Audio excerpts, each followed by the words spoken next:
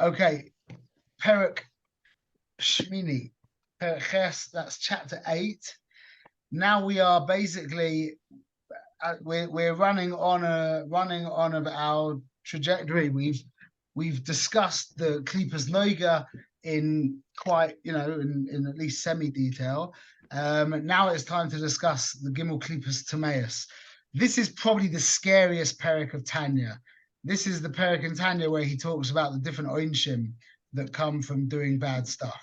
So we will talk about that, but it's as always, the Alter Rebbe he's super positive, like just super positive.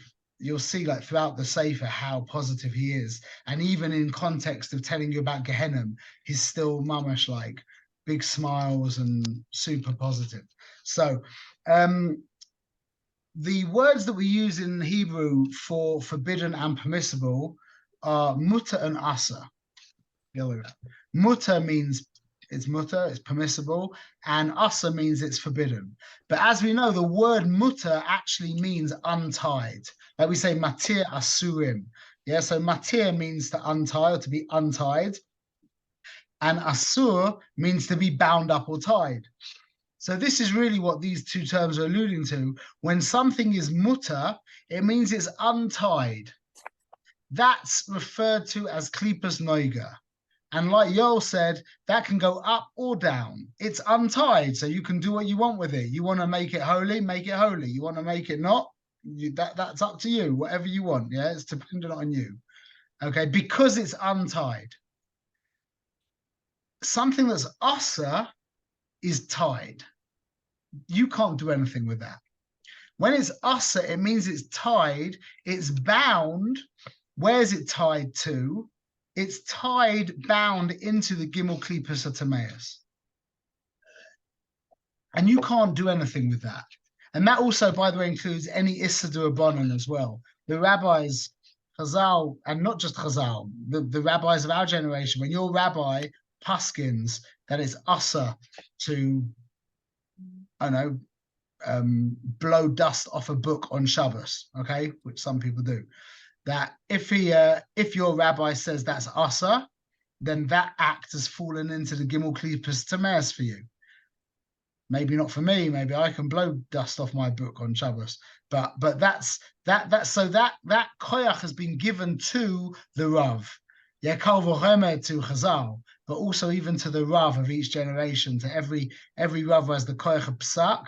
He has the ability to mamash bind something to the Gimmel Klipas Hata'maos. Okay. Now, it's important to remember. So now the question comes. We spoke about this last week, yeah, that when a guy is involved in an act that's forbidden, then he gets dragged down, and the act stays where it is, and the food or the energy, all that stuff, it all stays down in Klipas Hata'maos.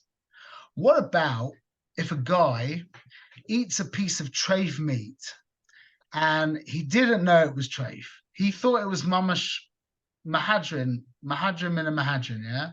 And not only that, he's a big tzaddik. So he thought the meat was kosher, and he ate it with a ruchnius dika mitzvah dika matara, like intention. And he actually went out after he ingested that food, and he davened, and he learned with the energy from that food. What happens to that energy from that food? So there was no selfishness. I believe you revealed the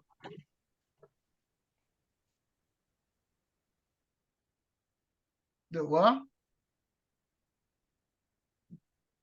There was no selfishness involved at all in this act. It was completely altruistic. It was actually very holy. Still, it doesn't go up. The energy cannot become enclosed in the words of the Torah and Tefillah, and it can't go up. It doesn't go up. Now, does he get corrupted?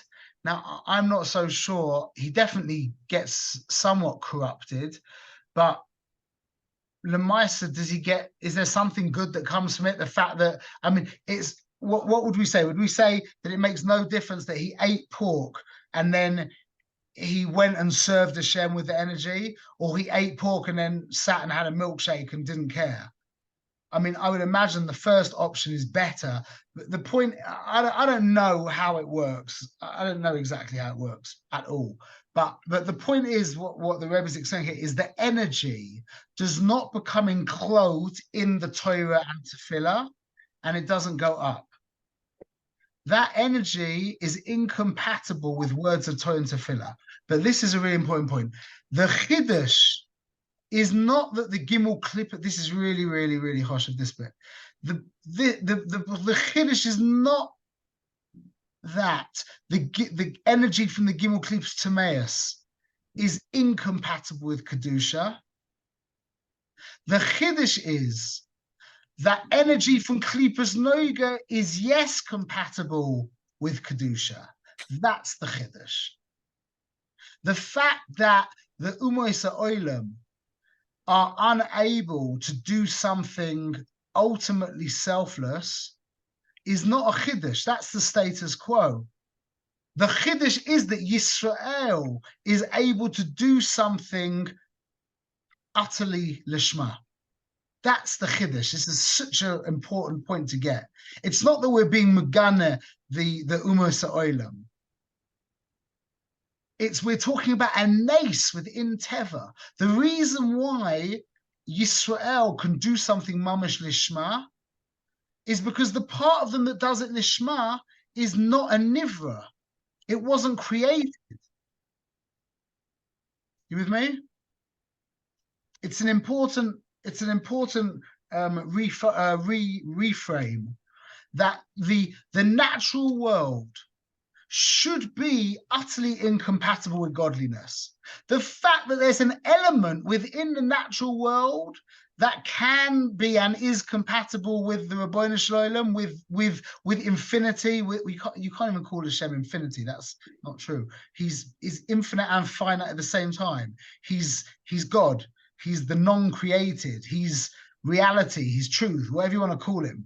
Yeah, but the fact that, let's just, in concession to our perspective, the fact that infinity, that finity and infinity can stim with each other, that's the Pella. There should be an infinite separation between finity and infinity, between the Bria and the Boire.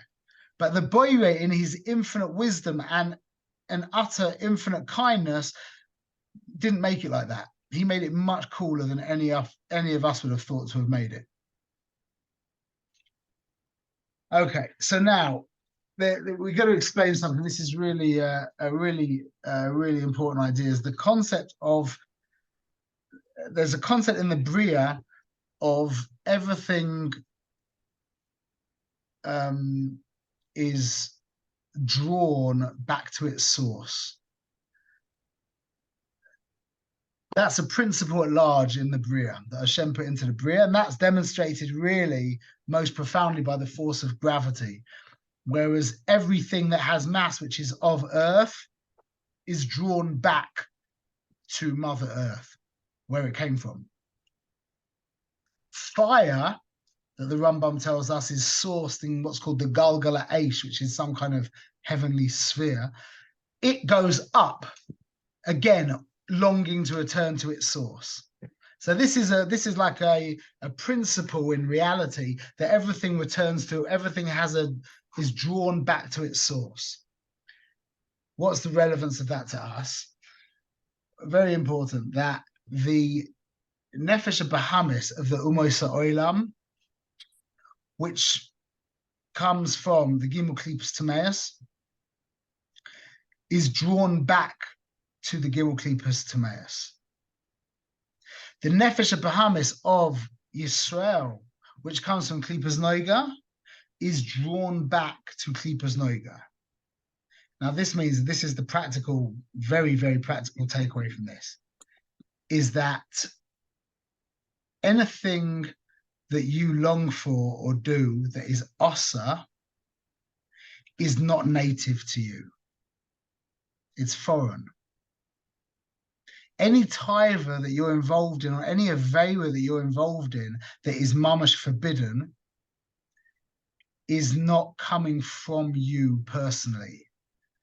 You're not meant to be contending with this. I mean, you are, because you Alpi Hashkacha, but Alpi your factory settings, Alpi the nature of who you are as a Ben Yisrael, you should not be struggling with anything that's forbidden. What should you be struggling with?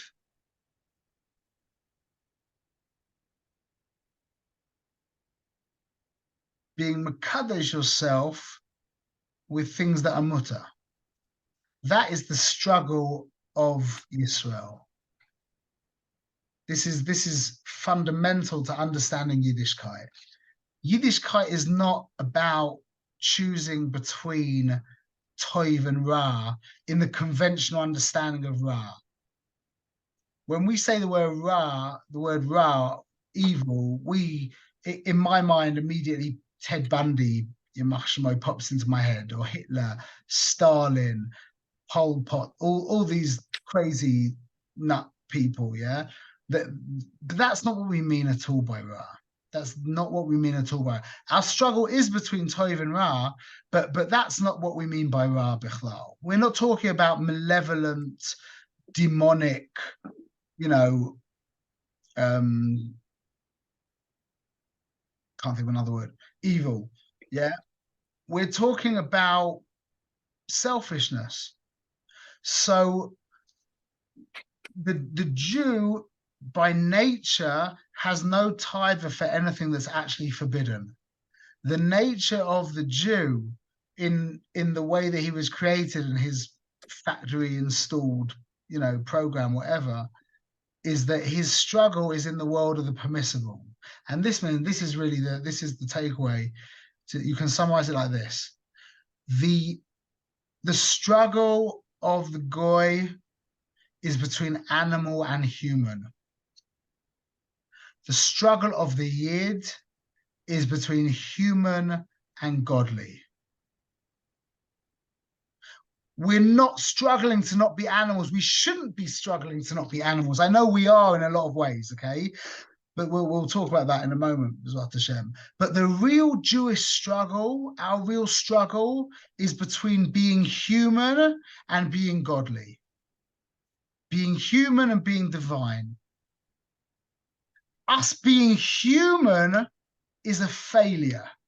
That's quite stark, but that's really what we're saying. If we end up as good human beings, we failed.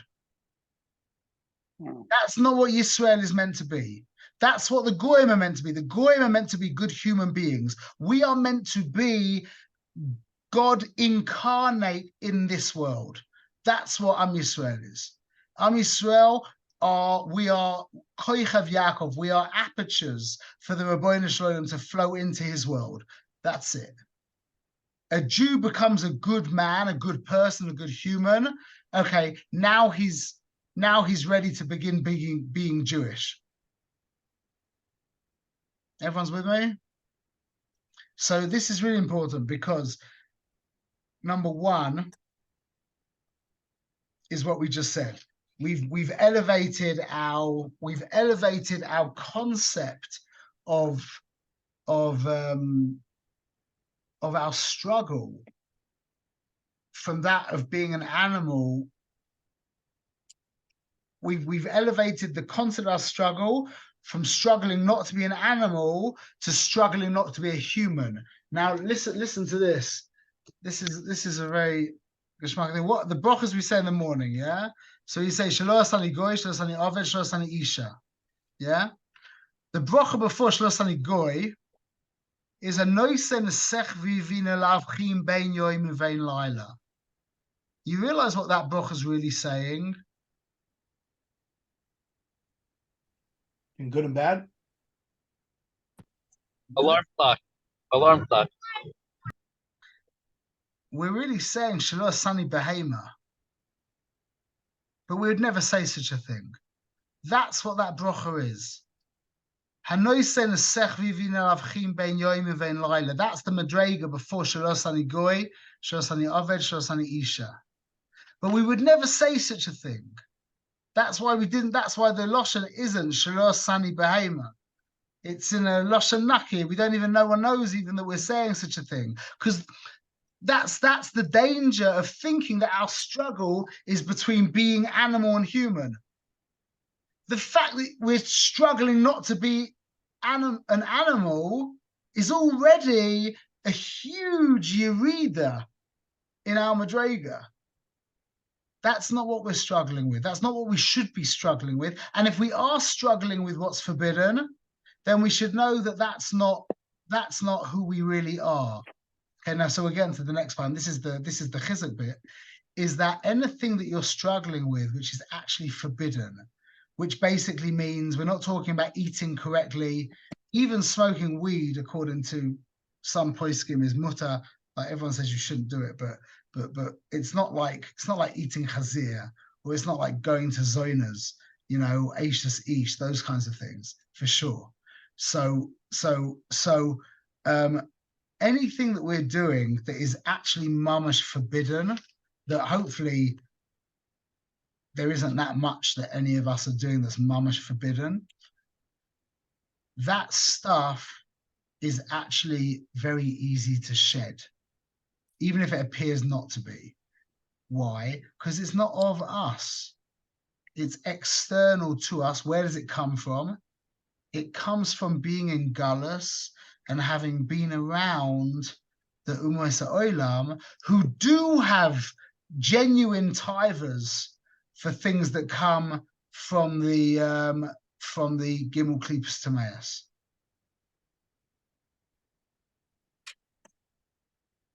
You with me? So now this is this analogy really kind of brings it home. It's a very. Have I said to anyone the sword analogy yet? Anyone heard the sword analogy? So this is really a special. It's a special mashal I heard from a man in Sfas one time. And I've kind of added to it a little bit, but it's very special. Basically, the analogy goes like this.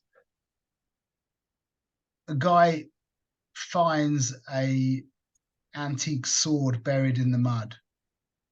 Yeah. And he digs it out. He's holding this sword, but it's caked in mud. Like huge clods of mud stuck to the actual sword. Yeah. So he takes out a rock and he bangs off those big hunks of mud. They come off very easily. And before you know it, you can see there's a sword. Before you could hardly see there was a sword. Now you can see there's a sword, yeah? So now he's got this really dirty sword. So he takes a wet cloth and he starts cleaning off the dirt that's left from the clods of mud that's still stuck to the sword. This is quite a bit more work than the original action of just banging off the sods of mud. And the results that you see are not quite as dramatic. It's still pretty dramatic, but it's not as dramatic as like before. There was like a big lump of mud. Now there's a sword. Now it's like, now there was like a really, really dirty sword. Now there's a sword that isn't quite as dirty. So the energy invested was more and the results were a little bit less. Now he's got this clean sword, but the blade is actually stained. Yeah. So now he gets the the detergent, whatever you call it, the boiling water, the scouring pad, the Brillo pad, and he's there, cleaning. Yeah. A lot of energy.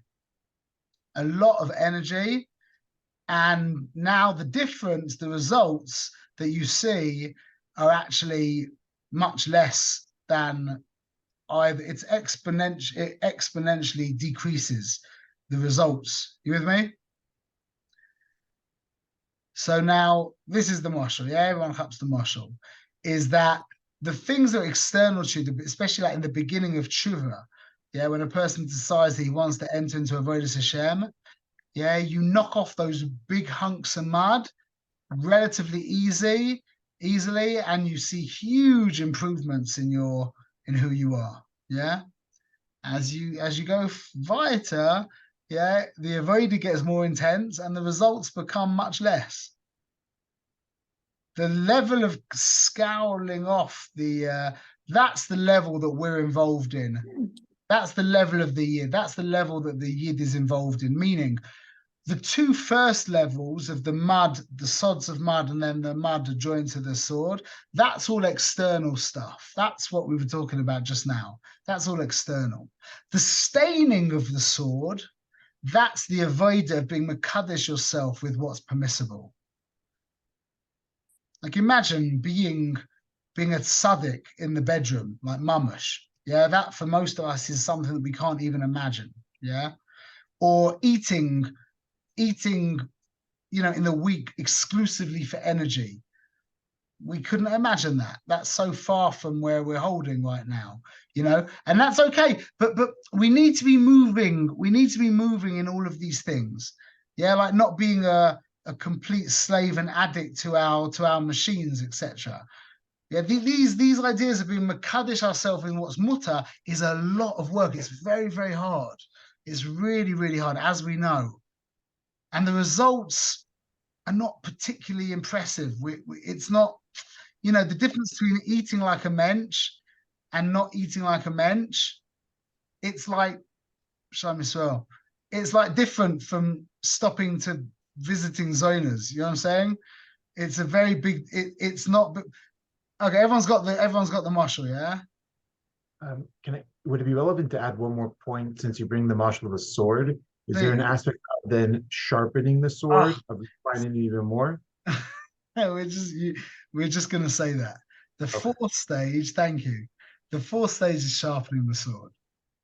Now, this is where everything becomes much more positive because number one, you can't physically see the difference between a sharp sword and a blunt sword. Hardly. It's almost imperceivable. Yeah. But a sword is intended to be sharp. The whole point of a sword is that it's sharp. A sword that isn't sharp is of much less value than a sharp sword. So the goal is to have a sharp sword. But this is where the moshel breaks down beautifully, is how difficult it is to sharpen a sword? It's really, really easy. In fact, it's even easier than knocking off the sods of mud in the first place. It's literally a couple of with the stone and it's sharp. That's alluding to the attainment of the level of lishma.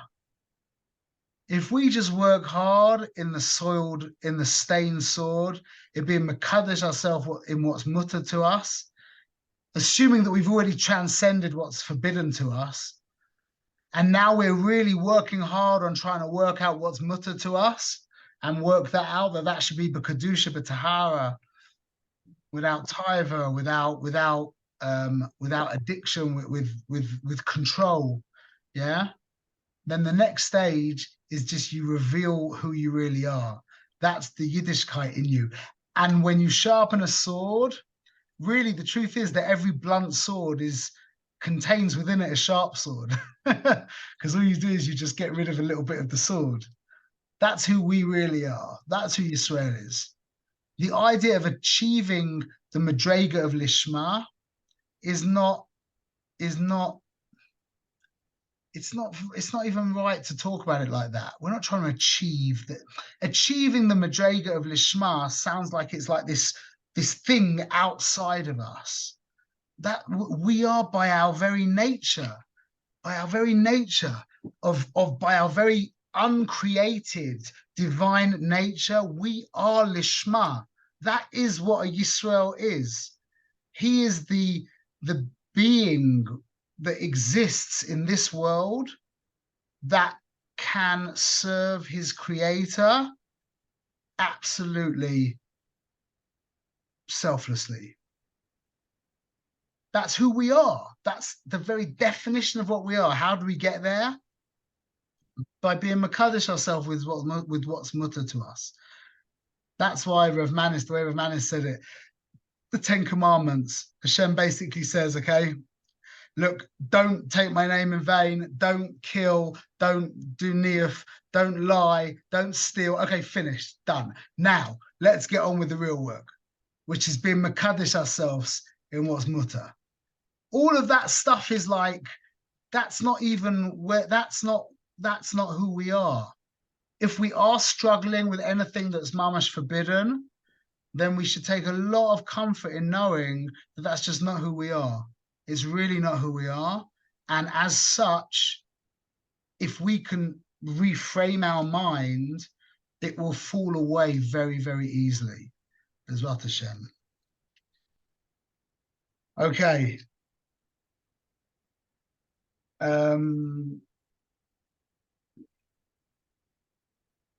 So look, we're basically now in the last section of the perek, where he talks about the different oinshim for different averas. Okay, so I'm going to say it quite quickly, but you'll hear there's nowhere in Tanya he mentions one little thing about schar in perek lamed beis as like a very side point, but when the Rebbe, when he gets to the chapters, like chapter 41 through to 50, is all about Ava and Yira. Yeah. He goes through, he spends about 4 prakim or 3 prakim on Yiras Hashem. Yeah. He never mentions Yiras HaOynesh once. Not even once. And that's good for us. What does that word mean? Yiras HaOynesh, fear of punishment. Oh, wait. That's what I was going to say. See, none of us have got any Yiras HaOynesh. None of us care. And Hashem did that. He took out of the world the concept of a melech. There's that, like, look at, I mean, in my mind, like, Donald Trump was like the closest thing to an emperor. I suppose Putin, even Putin doesn't have the power to like go, okay, you're dead, you're dead, you're dead. No one, that doesn't exist anymore. The poskim say that you can make a bracha on On who? Putin. On Putin. Because he does have the ability to do that. That's what they say. Oh, yeah? I think Rav Chaim said that, yeah. Oh, well, okay. So, but the fact that, you know, go back a couple of 100 years and, you know, go to downtown London a couple of 100 years ago, and like, you know, every Thursday and Monday, you would be zeicher to watch the most gruesome things. You know, they would be cutting people up and doing all kinds of crazy things in front of you. Like the whole concept of Hashem took it out of the world. Yiras Malchus has gone from the world. He did that b'kavana. Now, the benefit of the fact that none of us have Yiras HaOynesh, which isn't, you know, it's not that beneficial in and of itself, but the real benefit of the fact that we don't have Yiras HaOynesh is that we don't really care about schar. Yiras HaOynesh and Ava schar are 2 sides of the same coin. It's like, how much more can you tempt us? Like, how much more pleasure? Like we've just seen it, especially, you know, coming from LA, like we've seen all the pleasures. We know what it's all about. How much more geschmack does the cake get? You know, or how much more fantastic will the holiday get?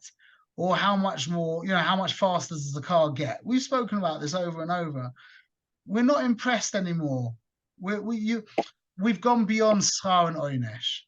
And that's why the Rebbe doesn't speak. So the concept of Yiras HaOynesh, it's interesting because we've got this question. If the Rebbe spends chapters and he goes through Yira very deeply. He talks about Yira Tatar, Yira Ilah, Yira Chitzonius, Yira Pneumius, Yiras Boishes, Yiras Chait. He goes through all the Yiras, explains them clear, and he never mentions Yiras HaOynesh. And then all of a sudden, well, not all of a sudden, because this is before that, he starts talking about Gehenna and Kafakela and all different kinds of oinshim. So really what the Rebbe here is doing is not trying to scare you into being a good boy. He's showing you how the oinshim are actually tikkunim for the various averas. Not only are they tikkunim for the various averas, the oinshim are consequences of and tikkunim for the various averas. That's the godless of our Creator. One of the godlesses of our Creator is that when we do an avera, the natural consequence is its tikkun. So, for example, a guy talks divine batalim. He talks shtuyot, yeah, when he could be talking Torah. The guy knows Torah and is talking. The guy doesn't know Torah. He's just talking shtuyot, yeah. So he gets this. He gets an oynesh called kafakela. Kafakela is called the slingshot. They say it's being flipped from one side of the world to the other side of the world. I heard Rav Shais Taub describe it amazingly. He said like this: Kafakela is like. It's like, I'm using my own words and my own examples, but I got the idea from it. Is that it's like you're standing in Shemona Esrei in a real Deveka sticker concentrating matzav, and there's a guy next to you every now and again who just starts talking to the guy next to him, or he's on his on his telephone Skyping someone talking about the baseball. So you're in this deep devakus with the Rebbeinu Shalom, mamash talking to him, genuinely standing in his presence. And every few minutes, you got this guy, you just start hearing like, I can't think of any baseball teams, but the Lakers. That's Brooklyn Dodgers, Mickey Mantle. The Lakers. Is that baseball? Close enough. Close From enough. like 50 years ago. Yeah. Okay, whatever. So you've got, I'm sorry, I haven't got the. It's basketball. That's basketball. Okay, whatever. So they could be talking about basketball as well.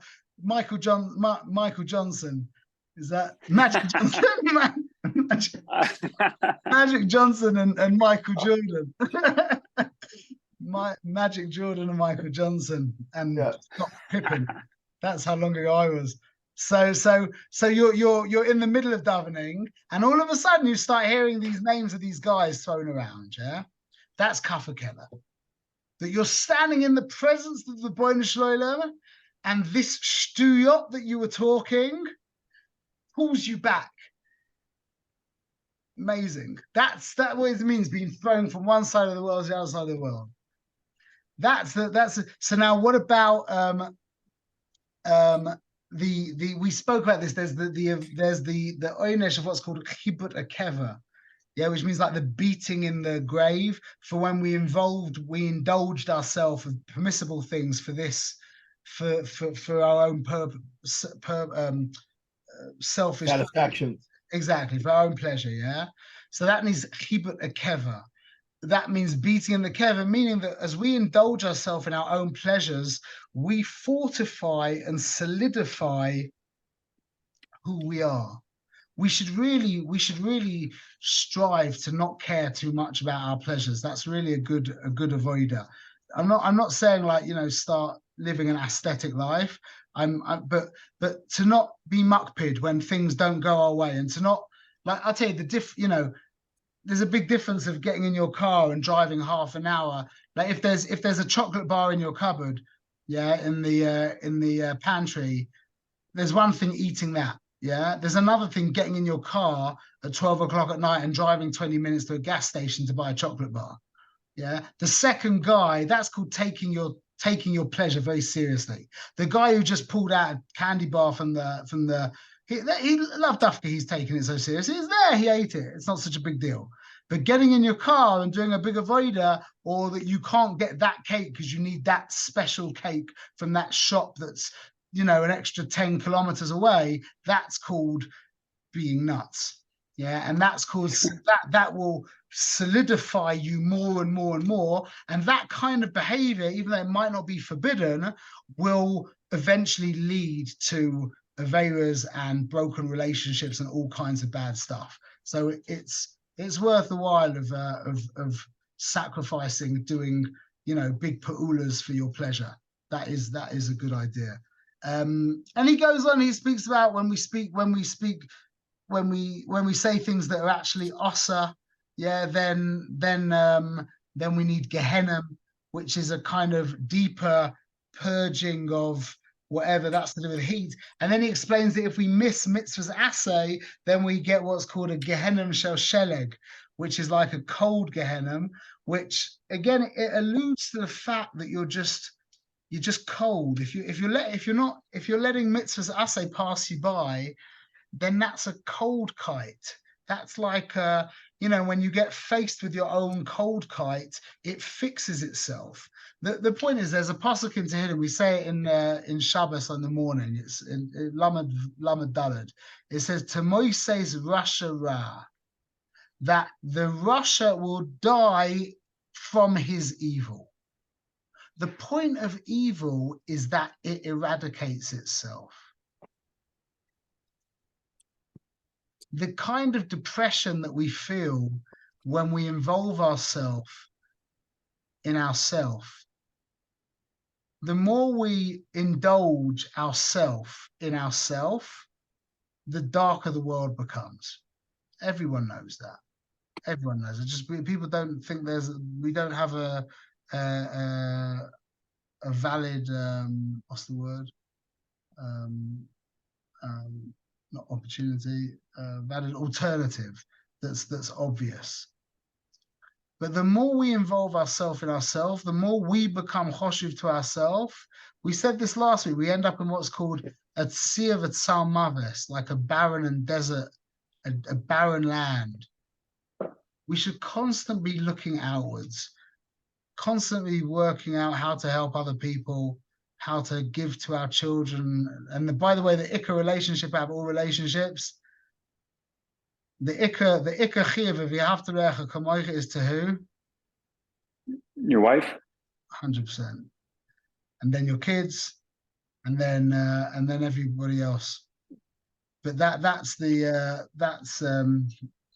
this outward focus is just the recipe to a healthy inner. Not that we're doing it for that reason, but it is the key to having a healthy and happy inner world. It really is. The more we focus on ourselves, the darker the world becomes. The less we focus on ourselves, the happier and lighter it all becomes. It's like when you're looking, when you've got your own project, yeah, your own company, yeah, and you're what's the word? You're testing new waters, and you wanna get your product to a new place. Let's say you're going to Nigeria, yeah, and you wanna monopolize Nigeria with your new drink that you've created. So you go over there, and it's all about you. And when things don't work out, yeah, it's really depressing and really difficult to deal with. But what about when you've been sent by the boss of the business and things don't work out? It's not your business. You're going to get paid nevertheless. You feel bad for your boss, but you're not taking it personally. You're on a shlichus. You're not taking it personally, so you feel bad for your boss. But the difference between that analogy and our avodah here is that when things don't work out, Hashem is actually doing it. It's like the boss who sabotages the whole thing for you. So then you can really let go and you can really be at peace. If you're not the center of your world and things don't work out, then you're like, well, look, Rebbeinu Shalom, you obviously want it like this, and it's for you anyway. So look, I'm just going to keep on plugging on. I'm not going to curl up in a ball and cry. Just keep going. This is all about you. This is your project. It's got nothing to do with me. This is your project. I'm just here to try and help. If you're telling me right now that you don't want this to happen for whatever reason, okay, I'm going to keep doing my thing. That's the goyim kicking the sukkah. Bid you, 100%. Yeah. Okay, so the Rebbe finishes off on learning Chochmas chitzonius, Chochmas umos oilam. Yeah, secular wisdom, which includes all the sciences, medicine, philosophy, architecture, everything. Mutter or asa?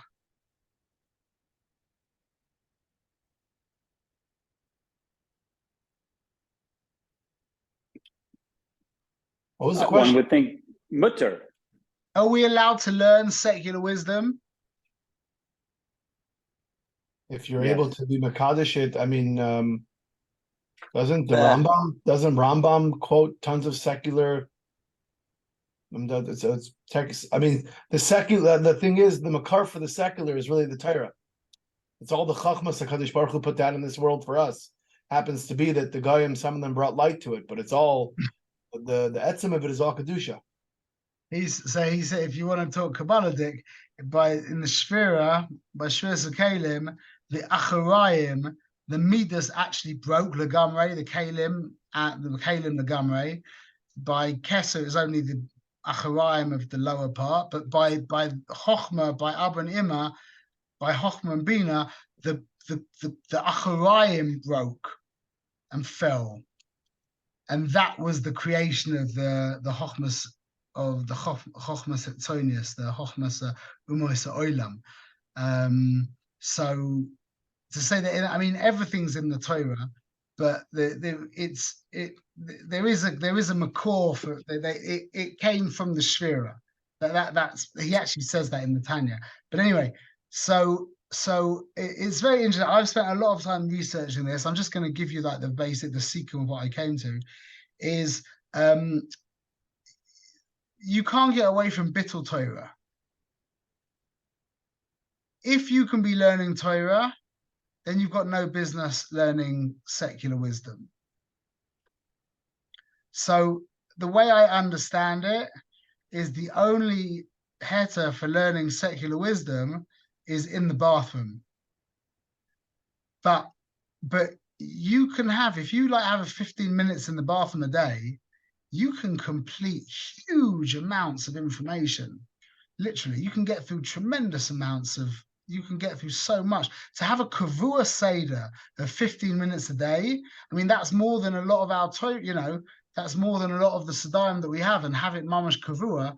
So from everything that I know is there isn't really a heter to learn Goyish books outside of the bathroom. Unless maybe if you were like, I can't think of it, because if you can learn a secular book, then you could probably learn a Torah book. So What do you call a secular? Parnasa. So if okay, so then that's, now we're going to get into the heterim of if you need to be learning let's backtrack. Gabriel, you're right. The point is like this. Before we get to there, the danger of the secular wisdom is more than talking shtuyot. When we talk just idle, when we're talking about baseball or shopping or whatever we talk about, yeah, that's not kadosh, then it's not using our intellect. Most conversations, I would imagine most of the conversations that I had in the world are not involving intellect. They're really involving emotions. The secular wisdom actually involves intellect. Now, as such, this means that when a person's indulging in idle, in secular talk, yeah, for the pleasure of it, now he is, so to speak, tarnishing his midas, his emotions, with Klipas Noiga. The Klipas Noiga is going into the Klipas Hata'maos in his midas, but his intellect isn't being touched, because his intellect's got nothing to do with it. But when a person is learning secular wisdom for the pleasure of the wisdom, for his own selfish pleasure, now he's involving his Chabad in a selfish act, and now his Chabad is getting touched by the Klipas Hata'maos, and that's really bad. That causes a lot of damage, because the intellect is closer to the soul than the emotions. So when a person dirties his intellect, so to speak, and it's not that, don't forget, the dirt is not in the subject matter that you're learning. The dirt is in the selfish intention of learning that subject matter. It just happens to be that this is involving your moichin, your Chabad, your Chochmah Bina Das, your intellect. So the dirt is not that I'm learning some law of physics. The dirt is that I'm experiencing selfish pleasure by way of my mind. But if there's an element of growth from it, because you're learning from it, it's like halamin mikol adam. We're using every source that the Kadosh Baruch Hu put in this world to better my knowledge and whatever. It's okay if I'm reading mamish shtusim are shtusim. But even in those shtusim, like we started off, as long as it's not usser, you can find kedusha and everything, and it's not from the Gimmel tumas, a Klipas, like you can learn from it. So I think that's the whole etzem of Chassidus Bechlal, is that you're able to find the kedusha, and if you can find the kedusha, yes, if it's completely for selfish absorbedness, you just completely want to zone out and just be yourself. Even in those cases, like if you can gain from it, then you can find the kedusha. But that is what Chassidus is all about. Yeah. So he goes on to say that the way of being Mekadesh, the secular subjects, is number one, like what Gavriel said, is learning them to make more money. And by having a more abundant parnasa, you'll be able to give more tzedakah. You'll be able to provide your children with a better Jewish education. You live more comfortably, whatever. Just to think of it like this: the mitzvah of decorating your house is a hiddah on the mitzvah of mezuzah. Having a beautiful house is a hiddah on mezuzah. So you could think of it like this. See, we think we attach a mezuzah to the door of our house. No, we attach our house to the mezuzah. That's really how it goes. And that's just a side point. The point is, so number one, and it's a lower level of fixing these wisdoms, is like what Gabrielle said, learning these wisdoms, i.e. going to college and getting a degree so you can earn more money and serving God better with the money. That is a lower level of tikkun of this wisdom, but there is a tikkun of the wisdom. The higher level of the tikkun of the wisdom is what Avi was talking about, where you can learn these wisdoms, especially in this generation where there's amazing wisdoms available to us to learn, and they can actually help you in your avodas Hashem. They really can in many ways. Ad Kadei Kach, that I'm working right now on cleaning up this book that's got loads of not to say the references, that I think is one of the most helpful things that I've ever come across in my life. So you can read it in the bathroom. By definition, any Goyish book you can read in the bathroom by definition, even if it's about God. But the actual tikkun to the wisdom will come from using that wisdom to serve God. But again, what Gabriel said about learning for a parnasa, that would give you a heter to learn it outside the bathroom. But I still don't see. I would just say that even for parnasa, sometimes can be, if you listed a bunch of beautiful things, okay, send your kids to a better school, but like a lot of times parnasa means a complete selfishness of buying yourself a nice car, building a beautiful home. I get it's Zakeli, and you're being mahudra on the mezuzah, but it's also stuff in the human way. I meant when I was saying earn more money, I meant earning more money so that you can serve God better. Not earning more money so you can have a fancy vacation. That wouldn't be considered a proper use of these wisdoms. But then again, recharging yourself and Very good. There you go. So that again, it all boils down to what's the purpose of your life? Why are you here? If your whole life is geared towards the Rabboni Shloim, if he's in the center of your life, or you feel that your life is in him, which is even better, then everything you do is going to be sanctifying the world and raising the world up. Every single thing you do. And the opposite as well can be true. But the point here is that the secular wisdoms can be elevated, but the point to remember is that if we indulge in secular wisdoms for the pleasure of the wisdom, and I know nowadays in our generation, because our attention spans are so small, and I don't know, maybe, and there's so many physical tithers around. I don't know, but there is still a tremendous tainug to be taken from certain wisdoms. If we're involved in it exclusively for the pleasure, the damage it does to us is more than being involved in other things just for the pleasure. You with me? That's the basic takeaway. Yeah. And that's chapter 8 of the Tanya. Malam and Teva, chapter 8. It's all about the Teva. Shkoyach.